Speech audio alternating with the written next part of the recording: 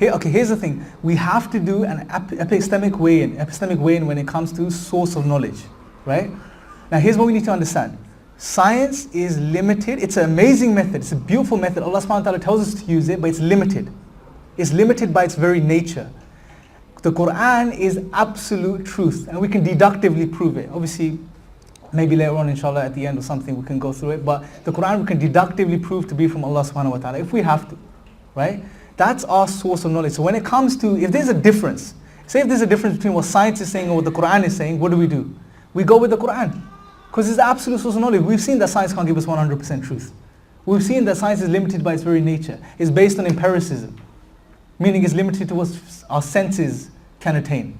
And our senses are flawed as well. I'll give you an example. When we have a temperature, we feel hot. It may be -2 degrees outside. Our senses are fallible. And science is based on our senses. Science is limited from many angles. It's a good method, but it's a limited method. So when it comes to, if science is saying evolution happened and the Quran is saying no, it didn't, as far as human beings are concerned, then we go with Islam. It's very simple. It'll be irrational to go with a lower method compared to the absolute truth. So that's my perspective on that, inshallah.